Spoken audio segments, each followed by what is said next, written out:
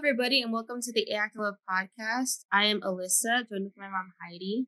And today we have Karma, who is a birth mom, who has been kind enough to come on here and share her adoption journey with us. So thank you. Hi, everybody. Hello, Karma. Thank you for coming on. Of course. Now, you have to say that I found you on TikTok. Okay. Right? That's how I found. I was scrolling through TikTok and I messaged you on TikTok. So that's how I found. And you have a nice platform there. And I was kind of getting to know some of your story on that. Yes. But now you get to tell it for all the listeners, and I want to hear more in depth than what I just saw little bits and pieces. So why don't you go ahead and tell us, what you want to talk about? I mean, what you're willing to share. Yes. So, during the time that I found out I was pregnant, I was going through a divorce with my husband I was married to for 5 years.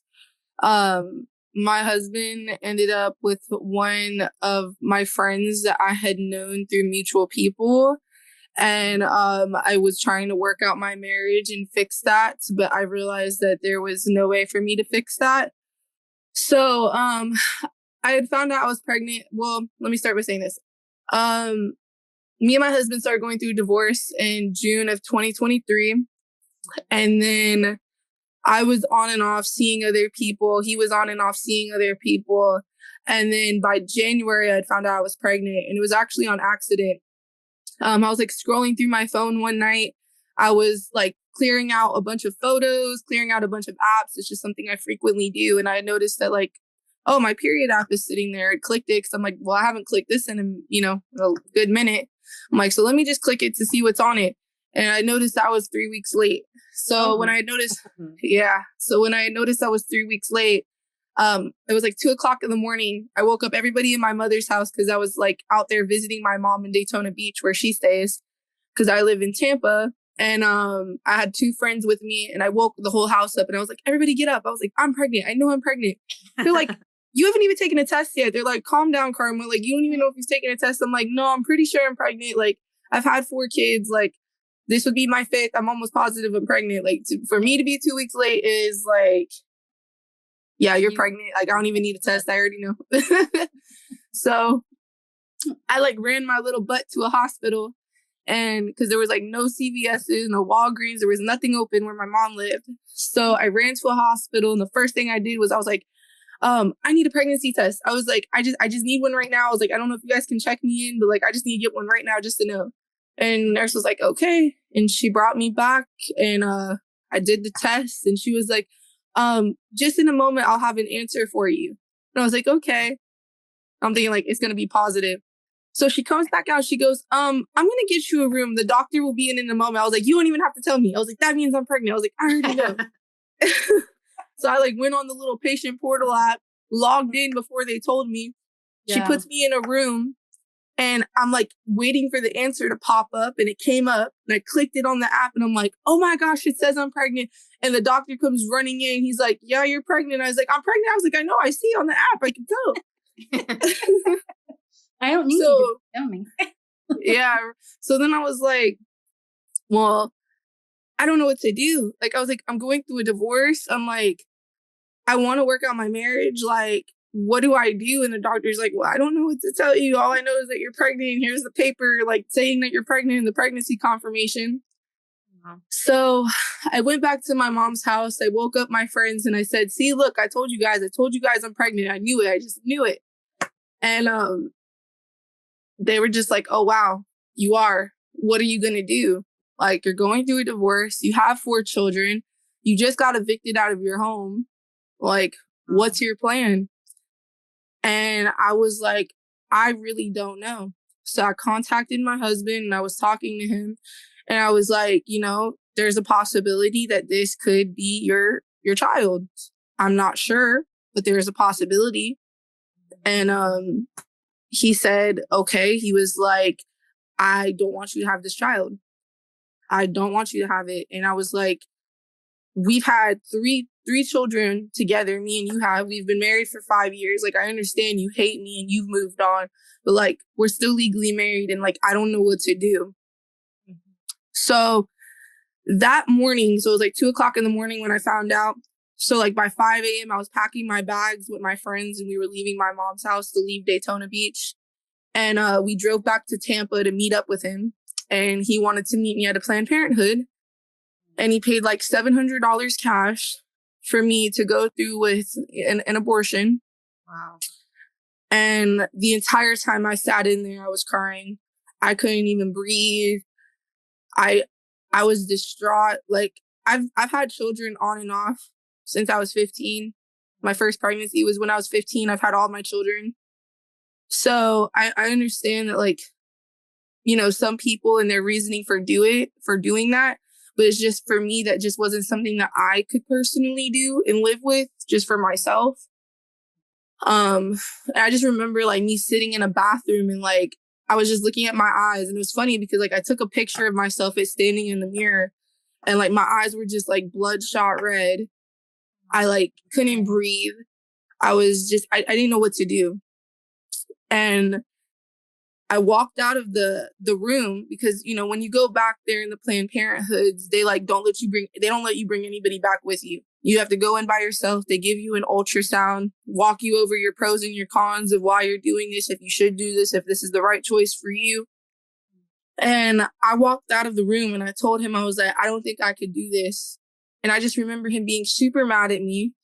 He was telling me things that like, if I went through with it, that he would get a hotel. He would stay in the hotel with me while I went through this process. I mean, just trying to convince me any way possible to get this done so that way his new girlfriend and their family wouldn't find out. And that way, basically, nobody would know, you know, if this was his child. I couldn't go through with it. And that afternoon, I was contacting adoption agencies. There was a few that I left the voicemails to because some of them didn't answer. Mm-hmm. But from that moment forward, I did find one adoption agency that was willing to sit down and talk with me that day. And I had brought like 3 of my friends with me, and they had walked in and sat with me as I spoke with them. And they went over like a list of options and how adoption works because I didn't really know much about adoption.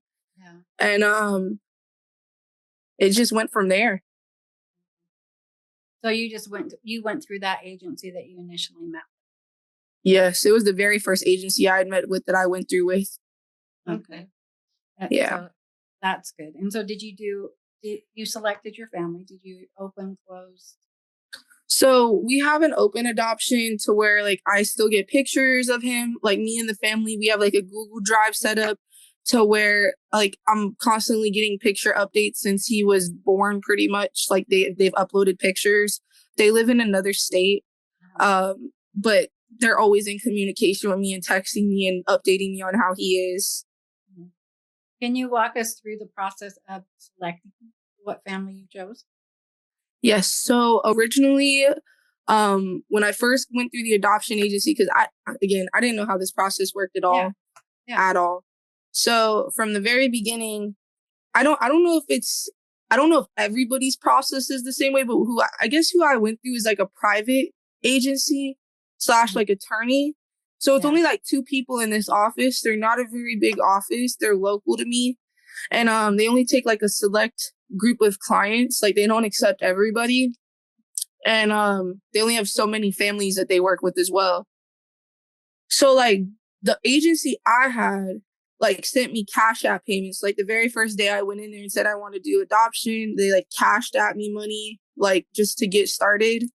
And then they said that when I hit, I believe it was 10 or 12 weeks. I think it was 10 weeks.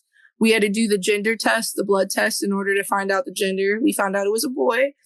And they said that based upon them knowing that, they can match me with families, you know, that are looking for a boy. Yeah. Because, you know, some families do have preferences. Yeah. So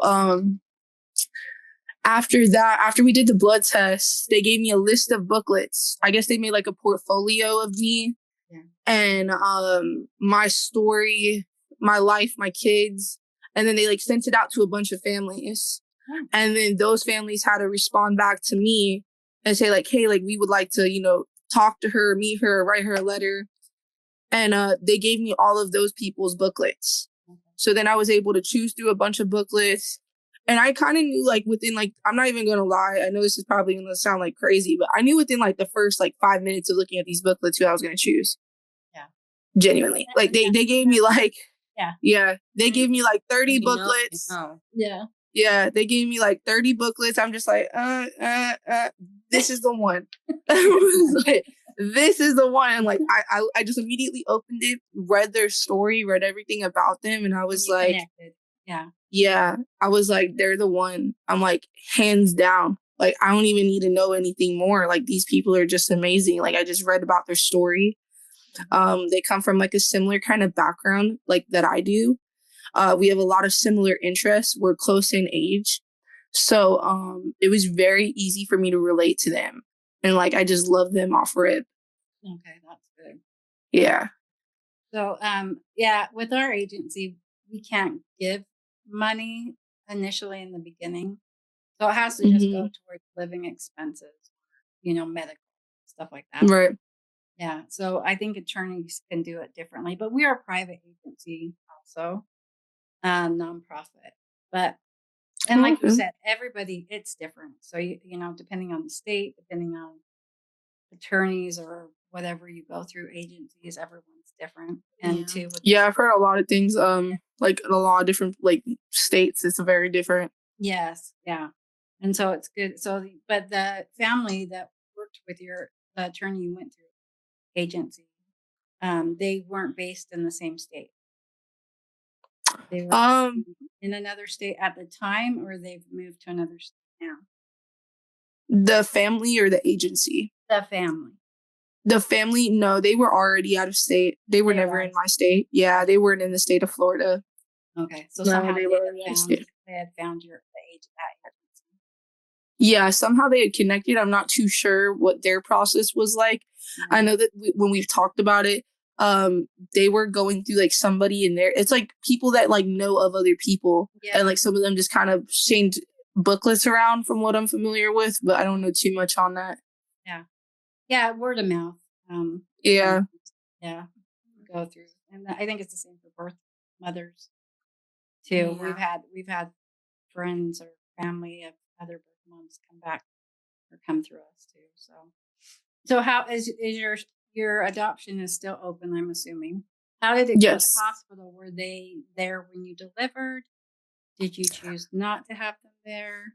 So with the hospital, that was also an interesting part of my journey because we had discussed it through my whole pregnancy. Like one thing about me when it came to the adoption aspect of things is I knew hands down like I was not going to keep him, that he was going to go with the adoptive family. Like, yes, I want to be a part of his life in any way possible, but I knew I wasn't going to raise him. So we had discussed it, I mean, from like almost the moment I had chosen them till the very ending of this journey. We discussed in so many possible different scenarios. They were like, well, do you want us in the room? Do you want us out of the room? The parents' whole thing was that they wanted to respect my wishes as much as possible. But me, I just wanted to be so inclusive. Like, I was like, no, like, I want you guys to be there every step of the way. I'm like, I'm going to FaceTime you at every appointment. I'm going to show you every ultrasound. Like, I wanted them to feel like they were the ones going through this journey. And like, they're right there with me, even if it's through the phone. Like, I just tried to include them as much as I possibly could. Like, I probably called them. But that's amazing. Yeah, that's amazing. Yeah. I mean, because I'm like, if I was going through this situation, I would want somebody to include me like that. Like, if I was, adopting. Big deal. Well, yeah. Alyssa, I've adopted all 4 of my children. And so Alyssa's adopted. And so I can tell you that would be amazing because, I mean, with one of mine, I was able to be in the room while she delivered. And so that was as close to giving birth as I will ever get to see one of them born. But what you did was amazing because, not everyone gets that. No, you don't. And not everyone. See, I wasn't even aware of that. I thought that was like normal because for me, I'm like, listen, y'all are staying in the room. Like, I'm like, stay in the room. Option. I did with one. I did with one, but it's not common. It's not. Really? That's crazy. I didn't even know that. No. I thought that was something that's so common. No. Well, I think too, it depends on the birth mom and the adoptive family, if it works or not with you. You know what I mean? So, yeah, I'm such an open book. I just don't care. I'm like, like, if I'm going through this, y'all going through it with me. Like, stay yeah, in we're all in it together. You're gonna feel my pain while I'm in it. So, yeah, I'm telling you, right? like, it was so funny. Like, I even told the dad, I'm like, which one of you want to cut the umbilical cord? And like the dad, he ended up cutting the umbilical cord. Yeah. The mom stood there. Yeah, it was a whole thing. Yes. And the only thing I told the agency I wanted is I was like, please, the only thing I request is a birth photographer. I was like, because I want to remember this moment for the rest of my life. Okay. I just want I want videos, pictures. I want everything. Like, I just want this whole process of this birth to be filmed in any way possible. Like, that's the only thing I requested. I was like, that will make me the happiest person ever. I just want to be able to look back on it. You got all, they gave you that. Yes, they did. And I was very, very happy about that. Yeah. Well, it was funny because I've got to say that I don't know if we have ever had that. Yeah, I've never. Well, working at the agency for over 30 years, I don't know if we've had a birth mom that actually wanted it recorded, and someone wanted the photos that used to be taken at the birth. And so we paid for that. But I mean, as far as having a specific person come in and do it, no one's ever asked. Oh yeah, I wanted a photographer. I wanted the whole thing recorded. I wanted to remember it because I feel like every time I've had all 4 of my kids, it's like I'm just gonna say it. My family is terrible at taking pictures. They're terrible at it. Okay, so it's like everything's such a blur. Like, everything's close up, or it's not the way I like it. I'm like, no, you guys gotta get the perfect angle. We want perfection. Yeah. I was like, I want a professional for this because I'm not gonna have all these blurry pictures that y'all have taken all 4 times that I've done this. No, we're not doing that. I want this professional as possible. That's good. That is really cool that you're able to have all that and you be able to. How was that though? And what was that like for people who were they in the room with you? Never. Yes, they stayed the entire time. I think they left one time to get food and like came right back like within seconds. Like, they reported the whole birth and everything. Yeah, they were all a part of it. Like, we even had plans because like they were coming down from their state to come to Florida, right? Yeah. I was like, I want to do maternity pictures with you guys. Like, I was like so into this. Like, y'all don't understand. Like, I was very into this. I'm like, listen, like, y'all, we're going to include this whole thing. Like, y'all are going to be included. Like, you don't get maternity pictures when you go through adoption. So I was like, let's take pictures. Like, let's go out on a beach or something. Like, let's all take pictures. Like, let's all remember this. Unfortunately, we didn't get to do that, but we did plan it. But everything just went kind of so fast. We didn't get a chance to, but we did get the labor photographer that I was happy with. So yeah, that's good. Yeah. Oh my gosh, that's cute. I couldn't. We were able to with our 3rd child. The birth mom allowed us in the room while she delivered, and my husband, he didn't want to cut the cord, but he did give him his first bath. But that was the closest that we had gotten to any of it. I mean, Alyssa and her sister, there are the 2 oldest, but they're from Texas. And by the time I got them, they were each over a month old, but they were both preemies. Oh, like 8 pounds. Yeah, we were tiny. She was so tiny. She was just like 16 inches and 8 pounds. She's still pint size. So she calls herself the fun size. Fun size. Yeah. Fun size candy. But yeah, so but it was amazing to go through that. And not a lot of people get that because some of the birth moms are like, I want my own time, right. Baby before. And so it's always. Honestly, for me, it just didn't feel right. It just didn't feel right. And like, I don't know why. Like, I just like, I was trying to do it in the sense because, I've been married for 5 years. I've had kids. I've had this experience so many times. And to me, I was like, who am I to like rob these people at this moment of their experience? Like, I've done this for this baby. I've done this for them. Like, none of this has been for me. And it's like, because I wanted to do this for them. I genuinely wanted to. So it's just like, I did not feel right with that. Like, I couldn't, like, I wanted them like watching them be happy the entire time and watching the smile on their face the entire time made my day. Like, that was the only reason I was sitting there, was honestly just to watch them smile. Like, that's all I wanted. Like, and even they were like, do you want us to take the baby out of the room? Like, will it be too much for you? Like, once he's born, I'm like, absolutely not. Stay in the room. I'm like, stay in the room. I want to watch this. Like, I want to see you guys become a family. Yeah. You know what I'm saying? Like, they've never had any children. No. So I'm watching a couple that has been together for years, that has gotten married. They have lived their life. And I am watching this couple become a family instantly. And that to me is like, family. Yeah, you helped create that family. That was beautiful. Yeah. That was beautiful. I made that couple into a family of 3, and that was just the most beautiful thing I've ever seen in my life. Yeah. Genuinely. Like that feeling is such an undescribable feeling. And it's probably something I'll never feel in my life again. But just all the excitement, the joy, the energy in the room was just so good. Like, I literally couldn't even sit there and be sad. Like, on my TikTok, it's funny because I posted the pictures and I looked back at them, you know, just to see everything that happened. And I'm literally just sitting there smiling the entire time. Like, I'm taking pictures of my phone on them from the bed and everything. Like, they're over here, like, the doctors are like, okay, we're still like finishing up everything. I'm over here on my phone taking pictures. Like, don't just watching them smiling. Yeah, I'm just get out of the way. I'm trying to get photos. Yeah, like, I'm literally just sitting on the bed taking pictures of them. Like, I'm just so happy. That's so I couldn't even be sad. No, that's awesome. I mean, because most of the birth moms, the adoptive families don't get that to that degree. It was beautiful. It was beautiful. And I hope, like, I would love to be a surrogate someday and like just experience the joy of that again, because that was just like the most beautiful thing I've ever been through in my life. Genuinely. Like, I couldn't have pictured that situation going any more perfect. Yeah. I couldn't. Amazing. That is amazing. And so you still have open contact with them now? I do. So do you exchange pictures and letters, like talk on the phone? How open is your open? So the mom has really left that up to me. Like, she even told me, she's like, I don't know if you want me to call you. She's like, I feel like I call you too much or I call you too little. She's like, I don't know what to do. I'm like, listen, like, because I haven't really like reached out to her because I really wanted her to get that bonding time with the baby. And that was the other thing. So like, after like he came out and like we went through all that, they cut the umbilical cord. They were like, do you want to hold him and do skin to skin? I was like, no, absolutely not. I don't. I'm like, that's his mom.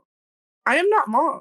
That is his mom. Like, that bonding moment in the first few seconds, because I know, like, I have 4 babies. Like, when you hold them, they smell you. They feel you. They feel your presence, your energy. They feel everything. It's like, I'd be selfish to take that moment away in my eyes. Like, I couldn't do it. I'm like, that is meant for mom. Yeah. Like, for her to have that bonding moment with him, that's going to last a lifetime. Yeah. You know? Yeah. So I'm like, they need to have that special moment. And like, I don't want to take that away from them. So like, they sat in the room, they did the whole skin to skin, her and dad, like they went back and forth and exchanged the baby. And I just sat there watching, smiling, taking pictures. You had them do it. Yeah, they did it all in my room. Okay. Yeah, I didn't want them to leave because they asked me, they're like, do you want us to leave while we're doing this? I'm like, no, I want to see this. Like, this is why I've gone through this whole process. Like, is to watch you guys become a family. Yeah. So that kind of helped heal you too, though, right? It did. Yeah. It did. Like, and then at the hospital I was at, that's the other thing. It was so cool. So like at the hospital I gave birth at, they have like this little button on the wall. And with the button, you like hit it and like it rings a noise all through the hospital to say like somebody's had a baby. So whenever everybody hears it in the hospital, they're like, oh, someone had a baby. And we all did one together, and I sat there and they did one, and then they did one separately, and I like sat there recording them like as they're sitting there with the baby, and they rang the little button. And that video is up on my TikTok, and that was just such a beautiful video. It was.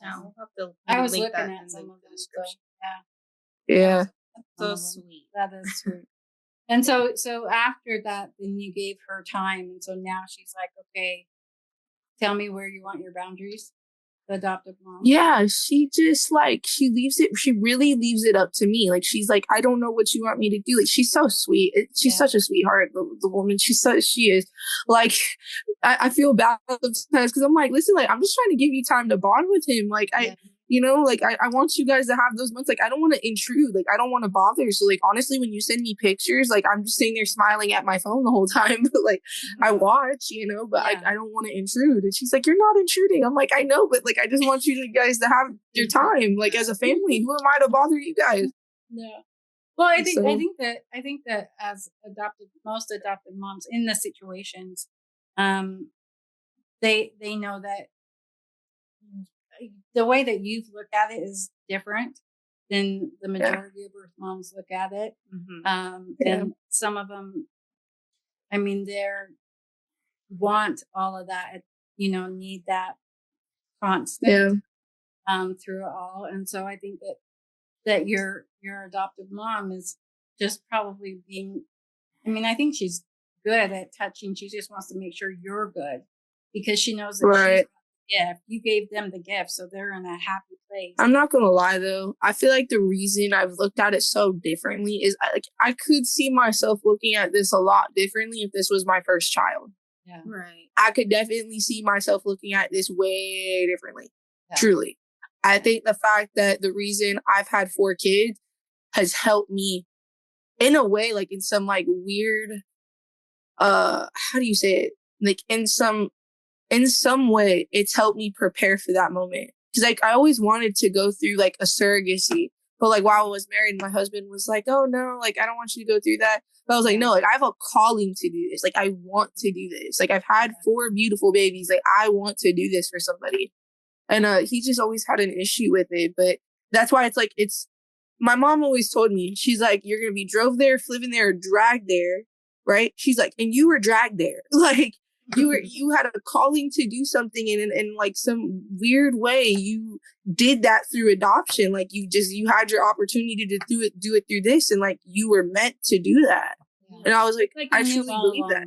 Yeah, it's like I knew that like I would go through this. It's like I had already mentally prepared for something like this for a long time. So that's why when I really thought about it, I was like, why am I even at Planned Parenthood? I was like, I know I don't want to do this. Like, I want to do an adoption. Like, that's how I knew immediately. Mm-hmm. Yeah. But yeah, me having my children, like 4 of them, definitely has made me look at this in a different way. Because if I was still married and, like, we still had our lives going on, like, I wouldn't have minded adopting a child at all. So, like, I looked at it from the sense of, like, if I was adopting, this is the way I would want it to be. This is the way I would want to be included. This is the way I would want the birth mom to be. So like, I just kept looking at it from that standpoint. Like I would want to take maternity pictures. I think that'd be cute, but like, would I want to intrude and like ask her? No, but like, let me be the one, since I'm the birth mom, to be like, let's do this. Take the initiative. Yeah. I wanted to take the initiative.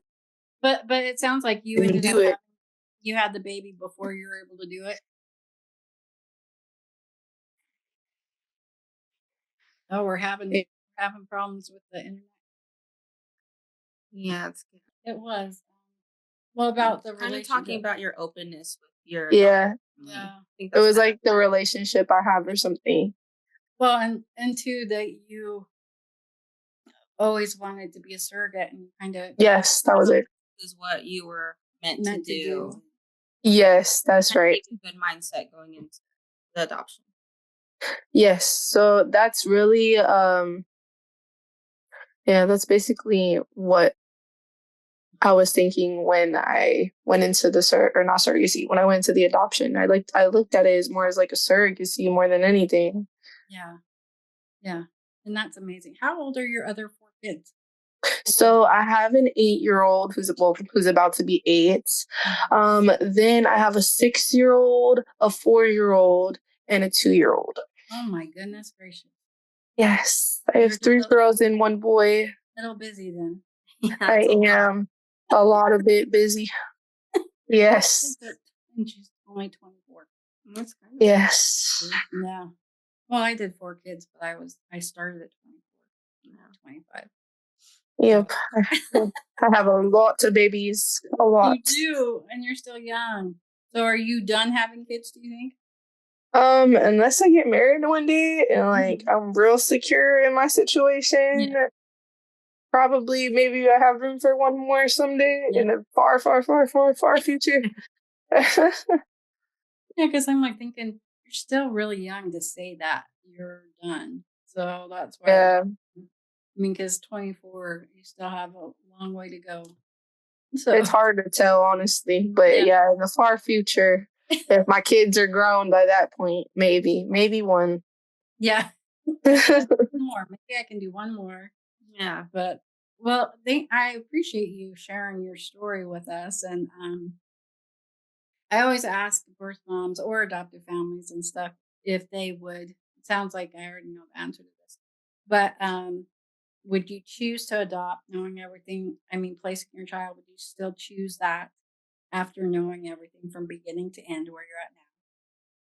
Yes, I definitely would. 100%. I definitely would. I know it was the right decision for him. Like, I love him. I don't love him any less than my other children.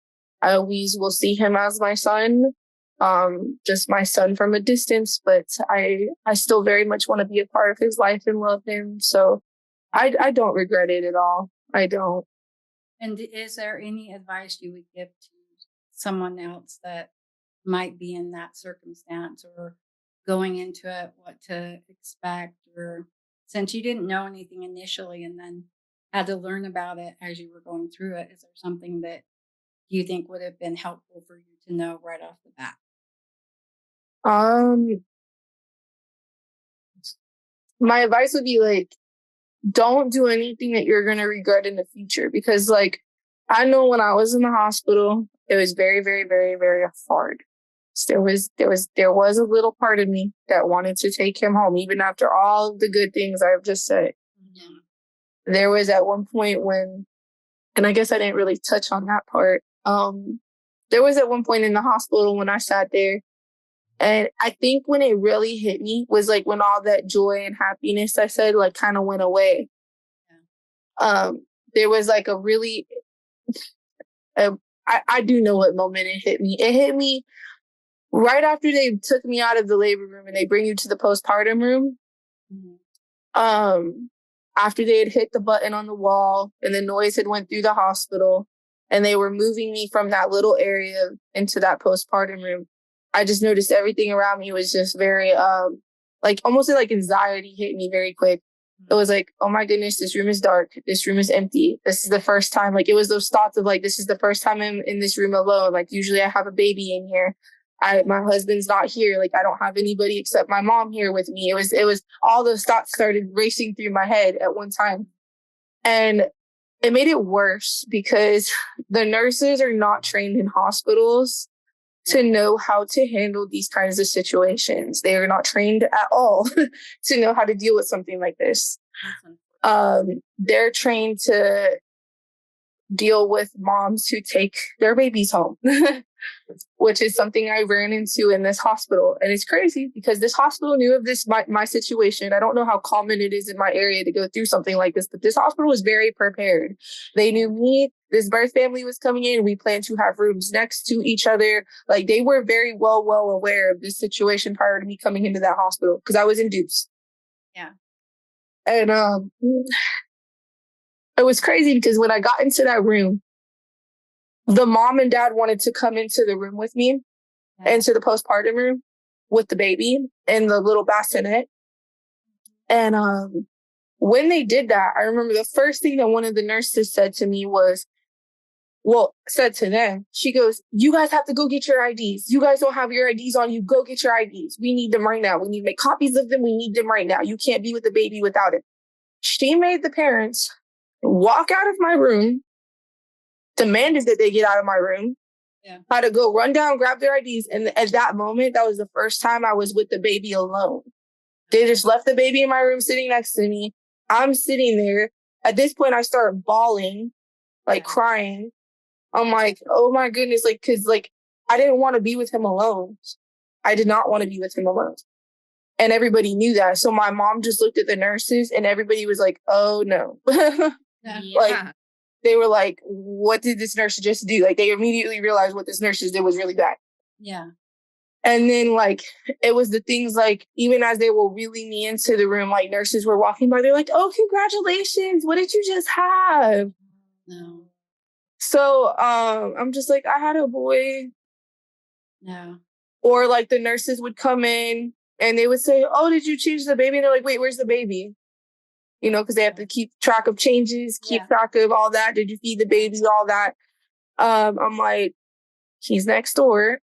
Like, So I, it was, I did see yeah, on your TikTok, I watched the video where you talked about the heart monitor yes, and that was hard for you too.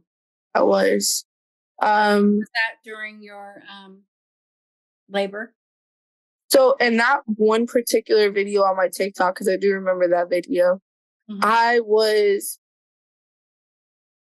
what was it? I was like halfway through my pregnancy. I was like almost towards the very end, and like I thought I was going into labor. The parents were not in town at this point. My mom, I was with my mom out in Daytona, and she had brought me to a hospital, like emergency. She's like, "Oh my gosh, are you having the baby right now? Like, let's go make sure you're not, just to make sure you're not going into early labor." And as I was sitting there, I remember like everything got real quiet in the room, and all I could hear was the dun dun dun dun like of the baby monitor. Yeah. And I was sitting there thinking, and I remember the nurse who was assigned to me, she was asking me a bunch of questions. So like she was sitting there going like, "Oh, how many kids do you have?" And I'm like, "Well, I have 4." And she's like, "Oh, well, this is gonna be your 5th one. Like, this is gonna be like, your soccer player. You're this, like, this is gonna be your boy. Like." And I was like, "I already have a boy." And she was like, "Yeah, well, this is gonna be like, your 5th one. Like, this is gonna be really awesome." And she's asking my mom questions like, "Mom, are you excited to be a grandma, getting the 5 kids?" Stuff like that. And my mom and me, sometimes it's really weird in these situations because one of two things happen. Sometimes you feel uncomfortable and you don't say nothing at all and you just go along with it and you just sit there and you go, "Yeah, it's my 5th one. Yeah, he's going to be so great. Like he's going to play soccer. He's going to do all this stuff. It's so exciting. Mom, you're excited to be a grandma again, So sometimes we just played along just because we didn't want to be in an awkward conversation and just be like, "No, he's, he has a different family, Yeah. And you don't want to have to tell the whole story. Yeah, we don't. So sometimes we sat there and we played along. Yeah. Other times, like, we would be frustrated and we'd just be like, "Listen, like, this is not the case. Like, please stop." Yeah. Mm-hmm.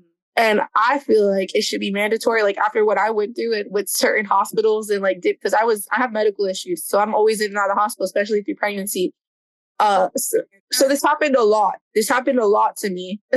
And it got to the point where I was like, it should be a protocol because they always ask you like, they go through like DV questions like, are you feeling safe at home?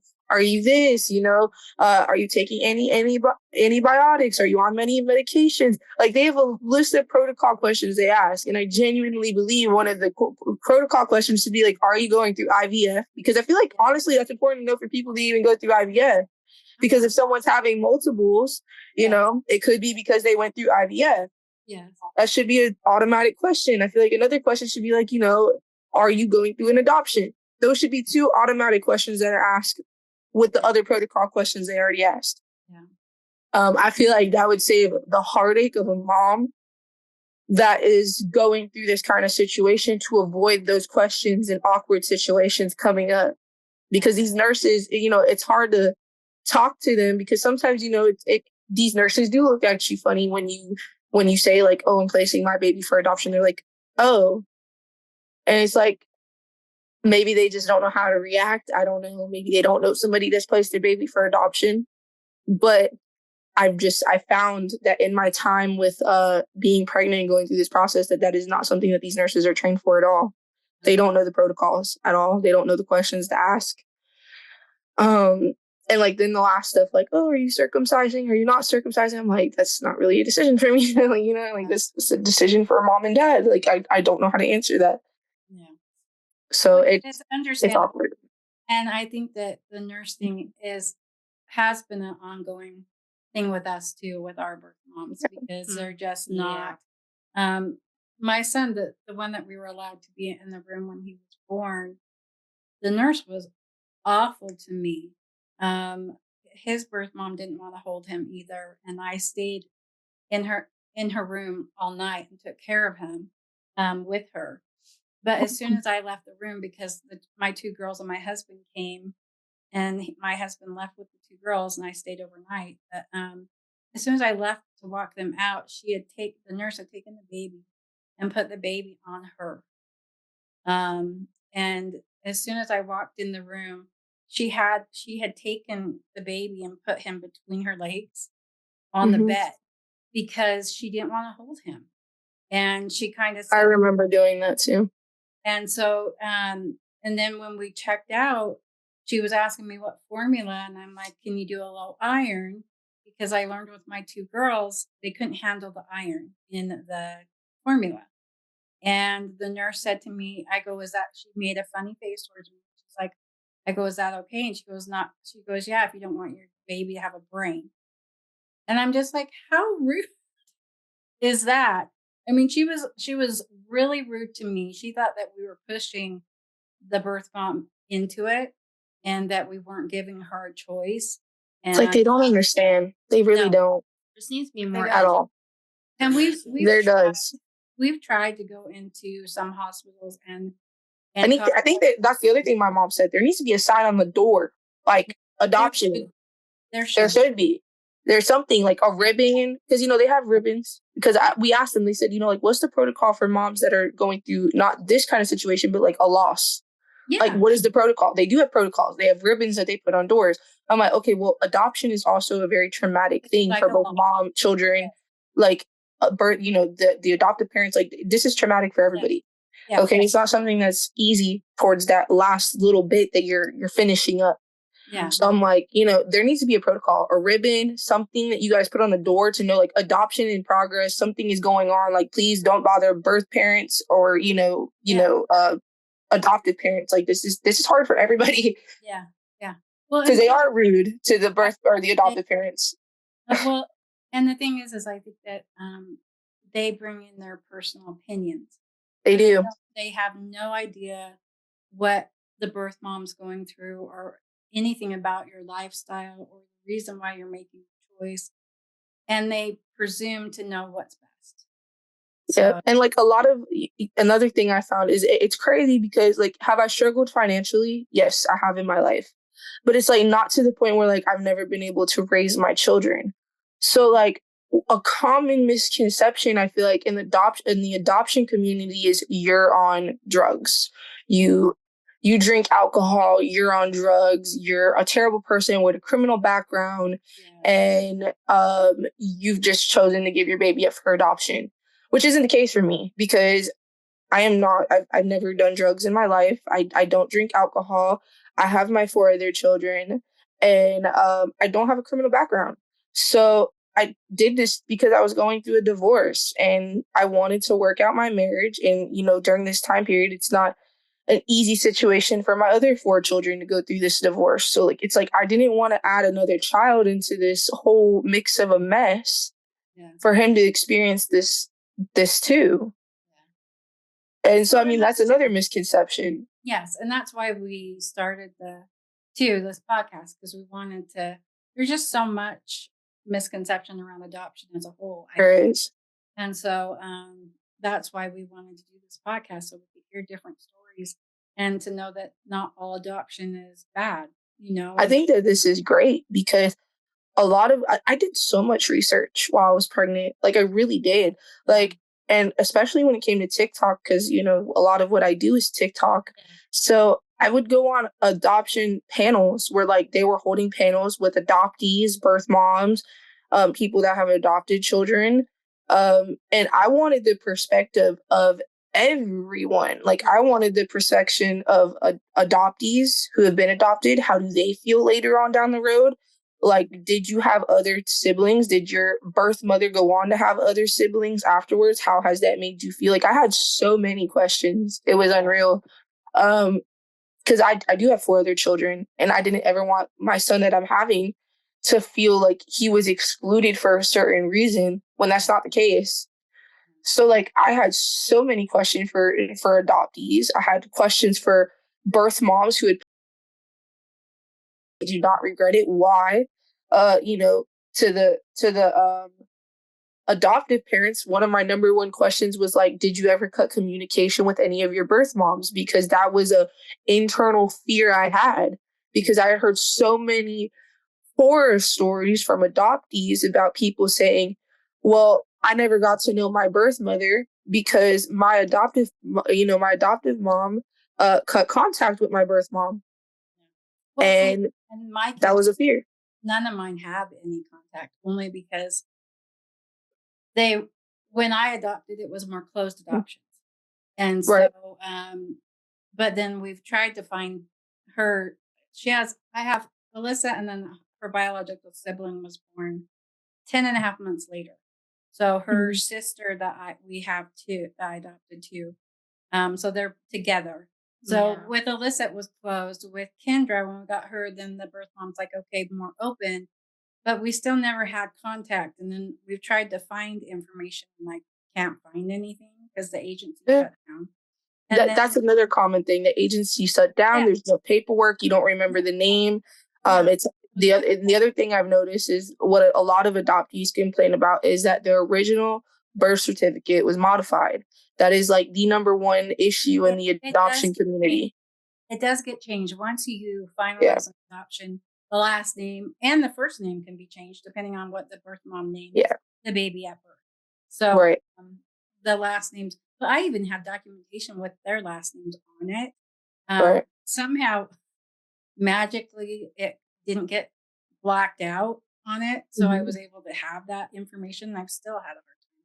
But and then with my third son, his birth mom wanted pictures, and then as soon as he hit 2.5, she said, "Don't send me anything. Don't contact me."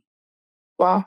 So that was it, and so we haven't had any contact since then. So my youngest one, it's a different story because he we didn't have any contact, but then his biological sister came through the agency because he was the fourth in his family, and his birth mom didn't let anyone know that she had another baby. I always say that it shows what kind of person he is because his mom's tubes were tied when she got pregnant with him. And I'm like, yeah, he saw those tubes and he's like, no, it's not going to stop me. That's his personality. Yeah. But then, so his biological sister came and she's placed 2 children through our agency with my siblings. So I have a total of 10 of us. There's 8 adopted out of the 10. And so 2 of my sisters adopted one of his nephews and his niece. So, I mean, here they're cousins, but biological, it's his niece and nephew. Yeah, and like with me, like I've made sure to document as much as I possibly could. Like I wanted these people to have as much health information on me. Like I gave everything up, you know. I did as much as I possibly could when it came to that stuff. I wanted to make sure that like I kept the records from these people, the name, the agency, all information. So that way, you know, if there is any question in the future, there isn't going to be any question because I have it all saved. Yeah, I have everything documented. And that's good. Yeah, I mean, I still have their stuff. Yeah, that we got from the state. I mean, and then like as far as like his birth certificate, because I knew that was like a number one thing in the community that people didn't like is that, oh, my birth certificate is modified. I don't know the original name that was given to me. Like I want it unsealed, and they have a very hard time obtaining that information or can't obtain it at all legally. So you can't. Yeah, you can't. So it's like the birth mom told me the name that they chose because I let them choose the name. I didn't choose one. I didn't write anything different on the birth certificate. I was like, what name are you choosing? That's what I'm going to put on the paper. Like, that is the original. There was no other name chosen ever. Like, that was your name.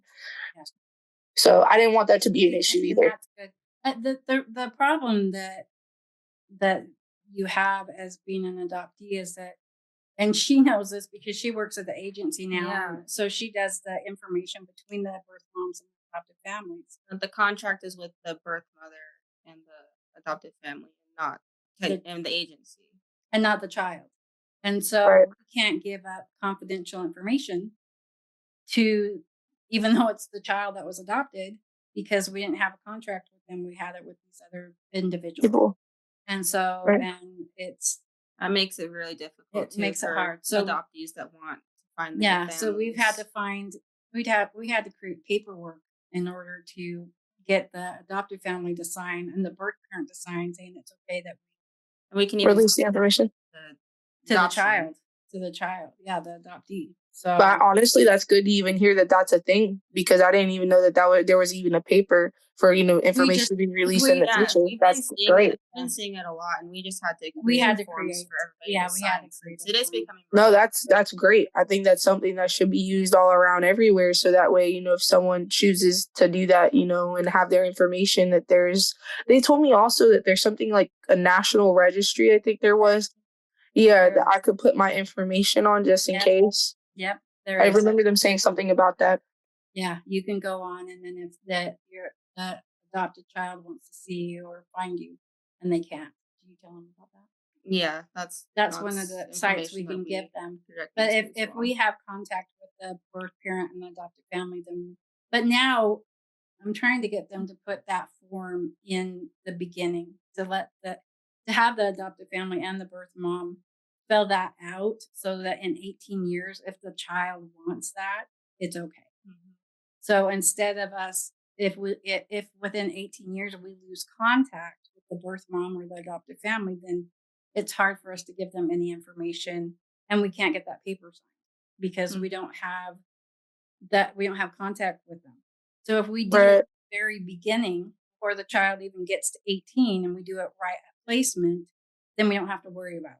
And if the child comes back when they're 18, we'll be able to pull that out of their file and say, oh, okay, they signed this, so we can just give them whatever information. That's really awesome. That's great. So, I'm glad to hear that's even, that's something that's happening in the community now, and things are changing. Because I know closed adoptions were a big thing back then, because my dad was adopted. He had a closed adoption. My grandfather was adopted. He had a closed adoption. It's crazy that I had all these people that were this close to me, and you don't really still know that much about adoption. Yeah. All you know is that it was closed. They don't really talk about it. It wasn't something they don't. No, with them. It's not. So, but I know a lot of agencies are working more closer towards like saying that it's a healthy thing to, keep adoptions open. So that way, the child grows up knowing at least where they've come from. Yes. So I'm glad that that's a new modern thing that's happening now. Yeah. I would say probably 90% or some degree of open now. Yes. Probably even more than that. Yeah, I think so. It's up there. It's I always try to push people to even go semi-open, because that gives you a door open. Yeah, if you ever wanted it.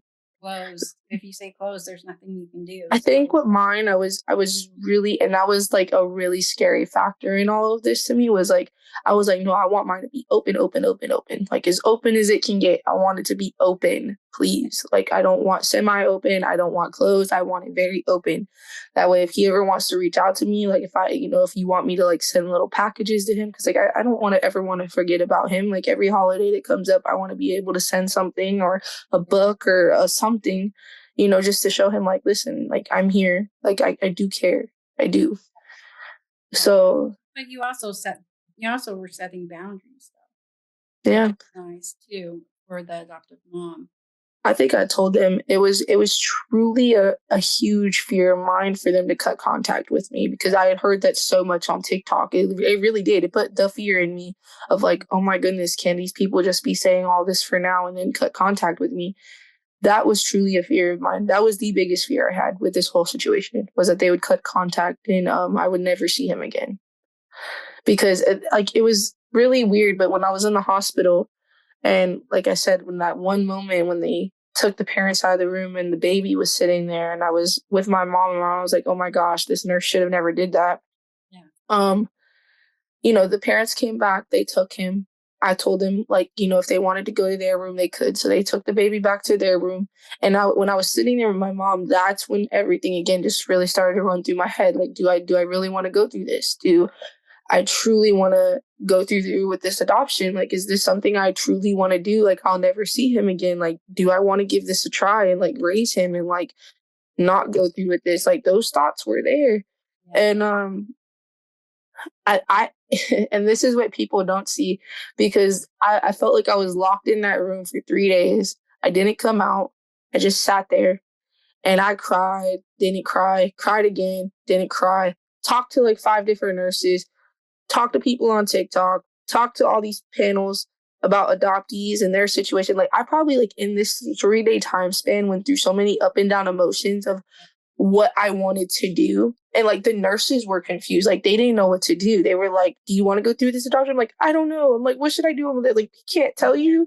They're like, you have to make this decision yourself. Like, I'm like, I don't know what the right decision is. Because the only way to describe it is like I felt like there was two life paths sitting in front of me. Like one, he goes with them. The other is he comes home with me. And I really try to like, it's hard when you have somebody's life in your hands by one choice. Like that, it's like you don't want to mess up. Like, you know what I'm saying? Like if I take him home and things go wrong and like life doesn't turn out the way I expect it to, like, oh my goodness, I feel like I've just ruined his life. And like the other choice is like he could go with them and something could go wrong where, he can have the best life. I don't know. And it's hard when you feel like you have such a huge life decision that's not even yours in someone else's hands. And I didn't know what to do. Like I felt like that was just way too much pressure on me. I'm like, I can ruin his life or make it the best life. Like I don't know what to do. Like I don't know where life is gonna go in that unpredictable space of like anything can happen both ways. It's so hard. That is the hardest decision I've had to make my entire life, genuinely, of just seeing that. Did you have, I was going to ask, did you have any counseling? Yeah, did you have support? That's what I was going to ask too, is so through my whole you went through and stuff, did they offer you support or counselors to help you through this process? Or so like I've had a therapist I've seen since I was 15, and like that's the only person I wanted to see through this entire pregnancy and process. And I was told that I get free therapy for like life, essentially. And they're supposed to pay. Although so like I don't want to say they don't pay. It's just I have a very hard time getting them to pay because I feel like I'm constantly like, reaching out like, hey, can you pay? Please, can you please pay? Like I want to see this therapist. Because I was on, state insurance. But for whatever reason, because of my ex and our marriage dispute, something had happened to where they had shut it off. So I don't currently have insurance. So it has been hard for me to obtain therapy through this therapist I've seen for years because of that. So I haven't had therapy now since like September, since I've had him, because they shut my insurance off 2 days before I gave birth. So the birth was not covered, nor was therapy after the fact. I've had nothing. Yeah. So adoptive family covered the birth? I don't believe so. The state did. The state is still okay. I don't know. Okay. I don't know how that like the insurance and everything works. I know that they were using my insurance. Okay. Because I'm not sure. If you're not on state insurance, then the adoptive family has to cover the expenses too. But with our agency, the reason I ask you is we have caseworkers and we actually and we have coordinators, birth mom coordinators. So if you're here, you're assigned someone who's basically your friend that takes you to your doctor's appointments and takes you to shopping, whatever. And then you have a caseworker that you talk to all the time too that helps you. Is there any chance that I could just pause this? I'm sorry for just 1 second because someone just. I'm sorry. I don't know what's happening outside right now. No, you're good. All this can be edited out. You're good.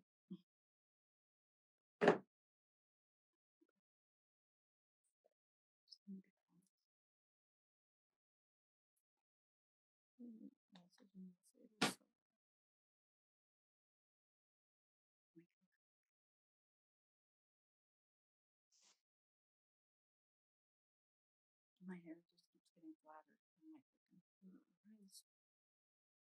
Growing out. And it doesn't match, so it can't go as long as I usually do. My hair. Let's put more in the cut my face off.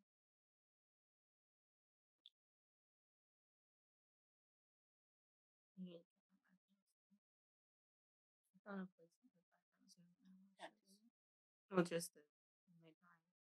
Oh. I'm not getting my brow tattoos.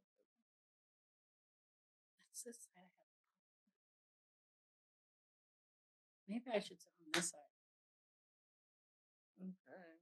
Because it's this side that I hate. This side looks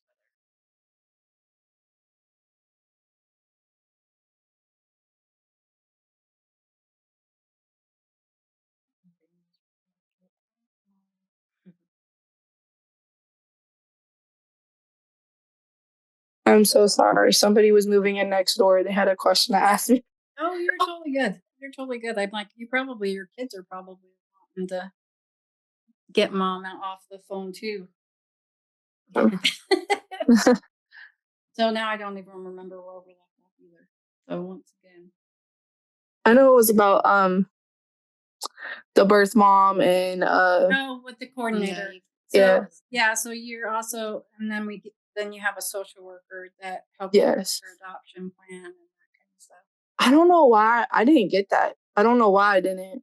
Okay. I didn't get anything like that. I had a lady who would like constantly contact me, but I'm gonna be honest, like my pregnancy was really hard because like they helped expense wise, like they did, but like it was very hard to get what exactly it was for. Because like they would say like, oh, you have this set amount, but like most of my, I feel like expense money went towards rent. That's what most of mine went towards. I didn't get like any clothes during pregnancy, food, stuff like that. I didn't like all of that. I basically covered myself. Yeah. So when the birth mom comes through the agency there, they set up your adoption plan. So like costs during your pregnancy, what it might be. So for rent or food, that kind of stuff. And then that's all put into the adoption amount, for before you can spend it. Everything has to be written down. So you have to know exactly where it's going, what amount goes to where, and even the money that goes afterwards, I was a little bit upset with them. And I think the reason why I was a little bit upset was because at one point, like I said, I wanted to go through with the adoption, right? But like there's so many different things. So like remember how I said like about the Cash App, like they initially Cash App me like the very first day I went in there. Yes. Like I knew I wanted to do this, but like at the same time, it's like I felt like I didn't have an out because they just every week kept Cash Apping me, right? Yeah. And when I got to the 10-week mark, at one point I was like, hey, like, is there any chance, like, just, for like my own sanity, can we please just do a DNA test? Like, I just want to make sure like this baby is not my husband's. Yes. And they were like, well, in order to do that, you have to, what was it? It was so weird. In order to do that, I had to pick a family. Yeah. And I said, well, that's really weird. Why would I have to pick a family in order to do that? If like I felt like locked in a little bit. Like I'm not gonna lie, a part of me did feel that way for a good minute. I was like, why would they make me pick? And I even asked my mom. I was like, Mom, why would they ask me to pick a family? I think that the only reason I can think of is, but I mean, it kind of makes sense, but doesn't. But usually we match with the family because that's when the monies could start coming in. But they were already giving you money, so that's why I don't understand. And like I didn't feel comfortable with that because I was like, God forbid, like this is my husband's baby, you didn't and want like family involved in it. Right, like that's feelings, emotions, like you know what I'm saying. Like I didn't want to do that. Like if I told them, I was like, when I do something like that, like I want to be 1,000% sure, like this is what I'm doing, And it's like I do have a little bit of doubt in the back of my mind. Like I'm almost positive I will go through with this. I'm like, but you know what? There's doubt. I'm like, can we just clear my mind just for my own sanity that like this is not his? Like, please. Did they end up doing that for you? They did, and they made me pay half. Okay. And it was a real pain to get that done. Like they did that weeks after I chose a family, weeks after. And like I just felt like that was wrong to put me through and the family do that genuinely. Well, yeah, because then it leaves it up in the air, right? If you're gonna do it or not, because right. And then it's like they were like saying things like, oh, like if you don't choose to go through with this, like you could be prosecuted, like you could go to jail for fraud. I'm just like, so then, I asked you this like a long time ago. What? That's scary. See, so it sounds like they kind of did bait you. I mean, because in all honesty, with us, all of that stuff is done ahead of time, and you're told that kind of stuff from the beginning. So, and like he kind of freaked me out. I'm not gonna lie, they freaked me out a little bit because like you've already been given the money the whole time, and then now right. tell you. Right. And it was real weird because like he also, I remember like at the beginning, one of the things he had said to me, and I remember it vividly. He was like, oh, we could get an attorney for you. Like some moms choose to get an attorney. He goes, but most don't. He goes, because they just trust us. And when I heard that, I was like, I almost felt weird in that moment for going, let me get one. You know what I'm saying? Like like it makes you feel weird in that moment when someone says that to you because you don't like me, like I'm a very shy person when it comes to stuff like that. Right. So like a part of me was like, oh, okay, I don't need one. Like just because like of my personality. But like a part of me wanted to be like, actually, wait, I do want one. But you know, you're scared to say that. So it's like I understand that. it was a weird situation. And at one point I did kind of like I think it was like at the very beginning, I did like contact an attorney. I'm like, is this normal protocol? Like, I don't know if this is okay. Like, is this normal when you go through something like this? I don't know. And they were like, no, this is not normal. They're like, this is not normal at all. But you stayed with that agency, and that's I did. That's where but it is because I really like the family. That's like the only reason I did. And like I knew I wanted to go through with it, but it's like there was a piece of me that goes like, why are you guys not having good communication and doing like ethical things? Like a part of me did feel that way. Yeah. And like, especially now with like, oh, you get therapy for life. And it's like, every time I do this, I have to send like 4 text messages. And like, since September, they've only paid one time for therapy. Like, so is it, who are you having to contact, the family or the agent? The agency. And they're just very difficult to get to pay for therapy. Yeah. Okay. Yeah, like, do you have documentation that said that they paid for it? That they would pay for it? I don't know. Actually, I don't even know. You might want to look to see because it might be beneficial for you. You know, if they're fighting you all the time, and if you have it in writing that they have to pay. Because I feel like some things that they just I don't feel like they did correctly. Doesn't sound like it. I don't know. I'm like, some of this sounds so fishy. And like when I told them about Cash App payments, people were like, yeah, that is kind of a little fishy. An agency just Cash App money, just saying here. Yeah, they did. Like all my transactions were done through Cash App. Yeah. We have like cards that give them like Divvy cards. Yeah. That we can put money onto. Yeah, nope, nothing like that. Just to, I guess why I'm like, I don't know if this is normal. I don't know.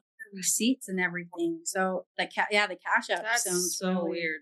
Yeah, everyone I've talked to about that, they tell me they're like, that is strange. No, I've never heard of that. Did you have to give them receipts for what you spent the money for? No, never. What?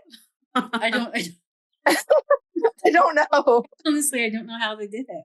I really don't. I really don't know either, because I don't think I've ever sent a receipt for anything. Not once. No. That is crazy. For sure. Yeah, it's not. I mean, the stuff that. But I know, like, this is all legit. Like, they made me sign paperwork at the hospital. You know what I'm saying? And I recorded that and posted it to TikTok. Yeah. And like, and that was a little strange. Because let me say this, because there was another little weird part of this story. My mom started to feel some type of way because at one point, I hate to say it, I did question myself majorly on this decision, right? After all the good things that had happened, right? And I remember telling my mom, I looked at my mom, I said, Mom, if I bring him home, please promise me you won't be mad at me. Because she just was like, Athena, you just put like, these people have just come from a different state. Like, you know, like my mom's like, I'm like, Mom, I know. I'm like, I feel terrible. I'm like, I feel like it's such a terrible person. I'm like, I don't want them to hate me. I'm like, they're so nice. I love them. I'm like, I don't want to ruin this friendship. I'm like crying to my mom. I'm like, I don't want them to hate me. I'm like, they're going to hate me. I'm like, I don't know what to do. I'm like, I want to do this. I don't want to do this. I don't know. Like, it was like, and I really feel like it was because I feel like it's because I was postpartum, genuinely. Yeah. And everybody was telling me, they're like, this could just be because you just had a baby. And everything is just so fresh. Like, you don't know how to make that decision in that moment. Yeah. Because, like, if I'm not postpartum, I feel like I could have definitely been like, come on, like, you know the right thing to do. But, like, you could decipher more. But, like, you're so vulnerable in that situation. Yeah. It's, like, so instant. Like, you just have to make a spot-on decision. And I remember when I told my mom that, she's like, Athena, I won't be mad at you, but she's like, just consider everything you just went through. She's like, come on, like, look back at these pictures that they just did. Like look at everything and like really ask yourself if that's really what you want to do. Yeah. And I'm like, Mom, I really don't know. Like, I don't know. But luckily, one of the ladies who had worked in the hospital, like one of the nurses, she was a birth mom. Oh. And she walked into the room, and I remember she took off her badge and she set it down. She goes, look, I'm not going to talk to you as a nurse. She's like, I'm going to talk to you as a birth mom, and I'm going to tell you my story. Because she's seen how back and forth I was. Yeah. And she sat in that room, she shut the door, and she told me everything that she had went through and like why she chose to do what she did. And she explained to me like this was her first child. This is she remembers going through this like it was yesterday. She's like, I've watched you for the last 2 days go back and forth and contemplate this decision. She's like, I didn't want to come in here first. She goes, because it's hard for me to watch you go through this because it literally, she relives everything that she went through. Yeah. And she's like, but she's like, I had to come in here and talk to you. She's like, because I see how back and forth you are. She goes, when you first do this, she goes, that's not going to be easy. Like, you will feel it. You will feel it and it won't be easy. She's like, but I promise you it gets better. She's like, as time goes on, it will get better. It really will. Like, she said, like, without doing what she did, she would have never become a nurse. She's like, man, she's like, I used to go out and party. I used to do all these things. She's like, and I had him, and she's like, I knew I couldn't do it at the time. She's like, I need to go back to school. I need to finish certain things. I had a bunch of stuff I wanted to accomplish. She's like, and I can see in you that that's what you want to do. You want to do certain things. You want to accomplish certain things. And I see that in you. And she was telling me, she was like, don't let this get you down. Like, you already have 4 kids. She's like, do what you feel is best. She's like, if you take him home today, would you be okay? She's like, or would you be okay with them going back with no baby? And I literally sat there and I thought about it. And I was like, oh my goodness. Like, that really put it in this perspective for me for a minute. And I was like, oh, wow, that's deep. That's deep. And then she left the room and I sat there and I was thinking. And then there was one more person I talked to after that. And because I had watched her while I was pregnant on TikTok, she was another TikToker who had went through an adoption. And on a last ditch effort at probably 1:00 in the morning, the night before I really had to make the final decision in the morning, I reached out to her and I was like, can you please call me? And like, I didn't know her. Right? Like, I'm asking this girl on TikTok at 1:00 in the morning. I'm not even knowing if she's up. I'm like, I texted her. I remember, I'm like, I'm sitting in the hospital. This is my situation. Like, please reach out to me if you can. I got a call within like 10 minutes. Oh, wow. That's amazing. Yeah, I got a call within like 10 minutes. I remember her husband calling me because it also brings up a lot of trauma for her. And then I remember as I was sitting there talking to him, crying, like explaining the situation, I'm like, I really don't know what to do right now. Out of nowhere, her voice came up because she had been listening the whole time.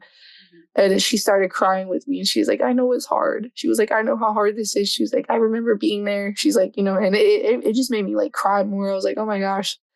So like, I really heard it from 2 different people because she loves her birth mom, right? Loves her birth mom. But then she was telling me how, she wished she did raise her son. She wished that she did bring him home. And then the nurse told me, how it was the best decision that she had ever made for her son. So I heard both sides. I really, truly heard out both sides of the story of how this could work. And I was like, I really need to make a decision now. Like, I've heard both of these people. I've heard their stories. I'm like, I truly need to make a decision. Like, I've sat on this for like the last 3 days. I'm like, I have to make a decision. So I remember the nurses, and this is where it got really like weird. And like, I felt like I had no choice but to like make one right then and there. Cause they were like, listen, like you spent 3 days here. Like, you have been supposed to leave. Like, you need to make it now. Like, there's no more time to be wasted. They're like, we're going to leave for like the next hour. They're like, in the next hour, have a decision. I'm like, that's what the nurses said to you? Yeah. Okay. Everybody was telling me because the other thing was, I remember the adoption agency kept texting me. They kept texting my phone like nonstop. Yeah. And they were like, what did they actually probably pull it up still? Cause I know I still have it. And they were saying things like, you need to make a decision. Like, I was like, man, this is so weird. Like, I'm like, I don't know if this is normal. I'm like, I really don't know. Like, this is like the biggest decision of my entire life. This isn't like, what do I want to order today for lunch? Like, this is like the rest of my life. Like, how do I make a second decision on something that like is permanent? Like, I don't even know. Yeah. But like, they kept messaging me things like, Let me see. Like, it was so weird. Like, the way that they were messaging me, it did make me feel really weird. And I was like, this is not when okay. their birth moms are out of state, you have the choice of having the person that you talk to all the time flying in and being with you, someone from the agency to represent you and be on your side in the hospitals and be your advocate because of what you went through with nurses and that kind of stuff. So like, this is where it was making me feel weird. So, like, the lady was messaging me, right? And she was like, I want to let you sleep today and come by tomorrow morning to visit. Can I bring you anything? And I was thinking, like, no, like, no, I'm okay. And then, like, who she was. then listen to this. She messages me again. I still have the text messages. I was like, okay, thank you for thinking of me and asking. She was like, of course. I still want to come visit, though. I was like, okay, no worries. She goes, is that okay? I said, yeah, that's fine. She goes, okay, what room are you in? And I was like, let me look and I'll find out. And I told her the room. She was like, okay, I'll probably be there around 9:30. And I said, okay. She goes, just checking on you. I'll be there tomorrow at 9 a.m. to do consents. And I was like, and this is where I messaged her and I asked her, I'm like, hey, can I please have some more time? This morning I just woke up right now and I'm a complete mess and I would really like more time to just sit. She was like, okay, are you rethinking the adoption? And I said, right now I'm pushing through the emotions and trying not to feel them. She goes, I could probably do 9:30, but we hired a witness for the 9 to 10 time frame. Does 9:30 work? Would be another hour. Or what time were you thinking? Do you want me to just come and talk things through? And I was like, is it possible to just let you know here in a bit? Because right now I'm just trying to sit here and get through these emotions, like everything going on. And she goes, yes, but what would you like to tell the family? Because they're expecting us at 9 and I don't want to say anything you don't want me to say. Like, what? I was like, I just need more time to sit.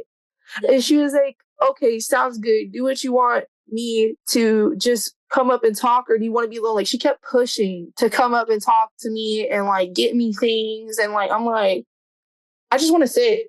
Like, can I just sit and just like let you know here is like in a little bit? Did you know this person? I mean, was she? This is the lady that I was in contact the entire pregnancy with. Like, she, I guess, was my assigned person, but she's the only other person at this agency. And she's the one that like would really not communicate at all. It would take days to get responses from her. I've like communicated with them, but like it wasn't really good communication, to be honest. Like, I remember like when they put us on like a FaceTime call with the family the very first time I met them. And then after that, like neither the adoptive family or me kind of heard from them. They just kind of went ghost, like out of nowhere. And even they were telling me, like the adoptive family, they were telling me, they're like, yeah, we haven't really heard much of them, like from them. We're like, we don't really know. They're like, it's really weird. Like, we contact them and it takes days to get a response. They're like, we don't know why. It is weird. Yeah, it is. Well, see, and that's the thing, is that it sounds like they left you high and dry. And with how we run it with the birth moms, is that we don't want you to feel alone. And it's the I felt alone. You would have contact with, so you would have more of a relationship before you had the baby, so that you would feel comfortable asking. Yeah, no, hey. And yeah, so I just I don't know. They left us all high and dry, because one of the things that the adoptive family has said to me, she's like I remember the adoptive mom telling me, like, she literally told me, she goes, like, I feel like there has to be like some kind of like schedule, like, like they should like help us meet. You know what I'm saying? Like, we had to like figure that out on our own. Like, we kind of was like crazy too. We do that with our agency. There's a middle person that arranges the time. Yeah, like we arranged the one meeting, and then after that was like, here's phone numbers, exchange them and keep in contact. And we were like, okay, like, do we just figure out how to navigate this relationship by ourselves? We don't know. And that's kind of what we did the whole pregnancy. We were like, okay, let's just FaceTime. It is crazy. We definitely don't do that. Yeah, like, that's why I feel like, I was like, man, like, I really don't feel like I really got a good experience with the agency, but like with the family, it was perfectly fine. Like, we figured it out, but like, we were like, this could have been done so much better. It really could have. No, that's crazy. Yeah. I mean, it's interesting to hear all and it wasn't even that long ago, which is even more insane to me, because with all the hoops we have to jump through, I can't wrap my mind around the stuff that they did with you. The cash out. It was very difficult. And I remember I was like, they were like, do you want to speak to one of the birth moms? And like, nothing against this birth mom, nothing against her, right? But like, they put me in touch with a birth mom that had been through this process 7 times.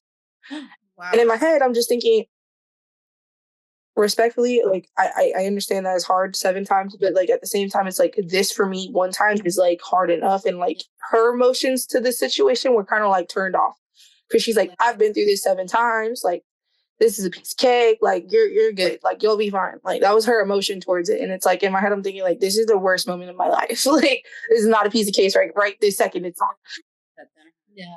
But like, you know, like the whole pregnancy and everything was fine, yes. But like in that last bit of that one part of the adoption, yes, that's when it got really hard.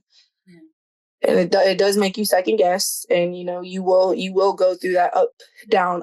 Even as strong as I was through the birth and the smiling and the pictures and everything else, you do go through that one moment where you go, oh wow, like let me just take a step back for just a moment, let me close off. Yeah. And I think what really made me make a decision was when the mom messaged me, not the birth mom, the adoptive mom. She had texted me and like it broke my heart. Like it genuinely, like it for a second, I was like, oh my God, like my heart sank, like genuinely, because like I have such a high level of respect for these people, and it for like the closest second, I literally was like, oh my gosh, like I don't want to make them feel this way because like I wanted to include them and everything, right? Yeah. So in this one moment, I saved the text message because it broke my heart. Where is it? It's right here. Oh, I'll never forget that. It made me so sad. Where is it? It is right here. Okay. Yeah, right here. So September 6th. And I said, is it okay if I feed Theo, which is the baby's name? And she was like, of course. And I was like, thank you. Like, we're texting from the other room. Like, she's in the room next door to me at the hospital, right? But I just kind of wanted to be alone in my little corner for just a little bit, right? Yeah. And I was like, thank you. And then she was like, let me know if you want company or time alone. And I was like, thank you. Like, right now, like, my son that I have is, looking at him and trying to play with him, although he's a newborn, right? Like, he's trying to hold him. And then I was like, his godmother's here too. I'm like, she just wanted to meet the baby. And she was like, okay, keep me posted. Like, I'm here if you want to talk. She was like, would you be open to talking with B and I soon? We feel scared and I would love to touch base with you if that's okay. And like in that moment, I realized like I had spent like a little bit of time with the baby alone. And I felt like I started to like, they started to like kind of freak out in their own minds. They were like, oh my goodness, like what's going on? Like, is she thinking like that she's going to take him home? Like I feel in that moment, like their heart started to really sink. And I was like, yes, that's fine. I was like, I don't want to scare you guys because like I could feel that fear. Like I'm an empath and like I feel that from the other room. I genuinely do. And she was like, let us know when we could come over. And I was like, okay, I will. And she was like, okay, thank you. I appreciate it. And this is the text message that really got me. She was like, sitting here, our hearts are heavy, filling with fear. So we would love to be able to touch base soon if you'd be willing. And then that's when I messaged and I was like, yes, I understand. I'm so sorry. So the last thing I wanted to make you guys feel scared. I'm just trying to gather my emotions right now. And she's like, I hear you. So, I mean, like, that's what I mean by, like, this process is not easy for anybody. Like, for all parties involved. Like, it is not like the adoptive parents are just like, woohoo, yay. Like, no, like, this is, like, a scary situation for everybody. I'm talking, I watched my mom go through the emotions, my grandmother, my entire family through the phone, my kid's godparent, like, I watched everybody, the adoptive parents, their family, like everybody go through this. Yeah. So it is a nerve-wracking feeling in this situation because like you don't know, I don't know what I'm going to do and it's scary, and they don't know what I'm going to do and it's scary to them. It's like unknown territory for everybody. Like nobody knows what to do because most of us have never been through this situation. They've never had a baby. I've never been through an adoption. They've never been through an adoption. So like it's very scary. Yeah. It is. Yeah. It's just uncharted territory for everybody. Yeah. It is. And like you don't know how to navigate it. And especially like you have to choose a really good agency because our agency was not there and they really did not help us through this process. I'm sorry about that. Yeah. They did not, they definitely helped us. But that's education, right? And like you said, yes, you went around looking, and so that's why we have this, podcast. So another form of education. I love this because, I think it shows people what, everybody's perspective is. And that's something I searched for through all different kind of avenues, through just asking people, word of mouth, and TikTok. So it's great that there's a podcast to even go to be able to hear that all together from everybody. Yes, and we appreciate you being story and spending of course and even it going off and on. Thank you for trying to give back so we of can course finish. I appreciate it. I know. Thank you. We'll have Alyssa close it up, but thanks again for coming on. Where can people find you? What's your TikTok, social media? So all of my social media is under Obey Goddess. You can find me on TikTok under Obey Goddess. My Instagram is also Obey Goddess. There's a Linktree in my bio with all the links to my YouTube channel and everything else where people can follow me. I pretty much vlog my entire life on TikTok. People are probably tired of me, but I stream every single day. Yeah, and I can put that with. So this will go up first on YouTube, and then I'll go on the podcast channel. So, but it'll be on YouTube before anything else. Yeah. Okay, that's great. All your stuff. Okay, and I'll link your. All right, perfect. Hey, thank you guys so much for having me on. Thank you, Karma. We enjoyed sharing your story and hearing all your ups and downs. Definitely seems like it was a crazy ride. Yes, it was. Definitely was. A worthwhile one. Yeah, but worth it. Yeah. And if any of you out there have any more questions about adoption or want to learn more, you can visit our website at www.activeloveadoptions.com. Thank you again. Thank you so much. You're welcome. Thank you. Thank you. I appreciate that. Thank you so much. Yeah, you're so pretty. Have a good night. Thank you. Thank you. You too. Bye.